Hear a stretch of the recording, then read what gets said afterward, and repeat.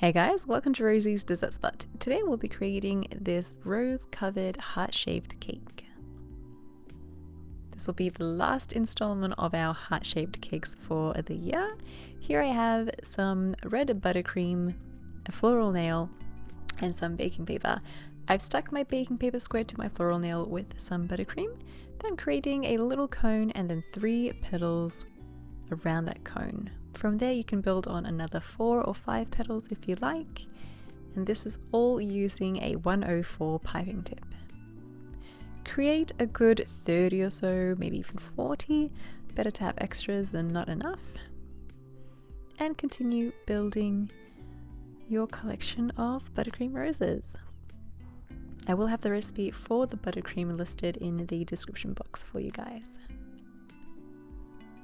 I'm also creating 2 different flowers here, so where we have the roses to start, and then kind of a flower that is ridiculously easy.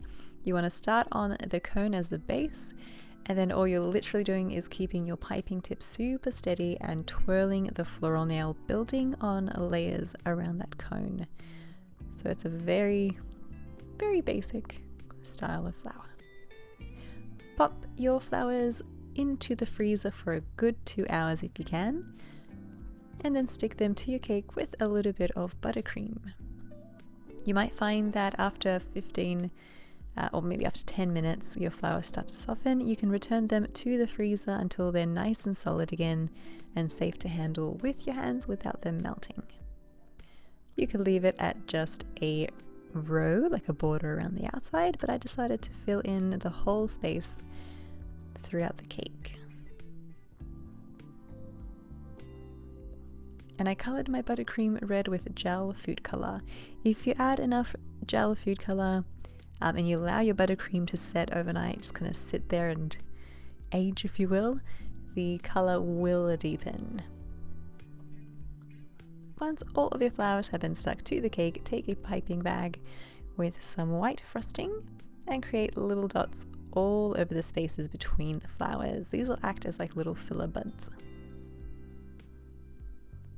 From here you can take a very small round piping tip, maybe about a number 3, with some pink frosting and create a little tiny bud inside each of those little white dots.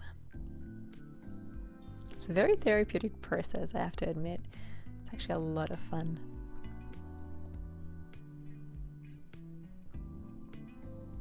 And then from here you can create that filler with the green buttercream for the leaves. This is a number 352 piping tip that I've used.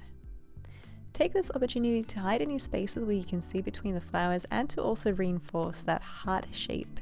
So you might add heaps towards the edges of the cake just to help create that shape.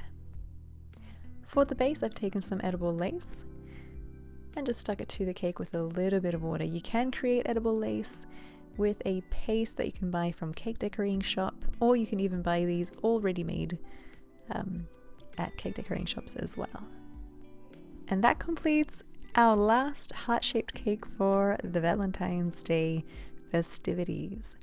You're welcome to check out the other 2 that we created, still using a 104 piping tip. Out of all 3 though, this one is my personal favorite.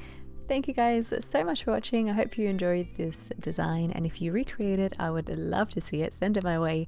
#Rosie's Dessert Spot. And that's it. We'll catch you again in the next one. Ciao, ciao.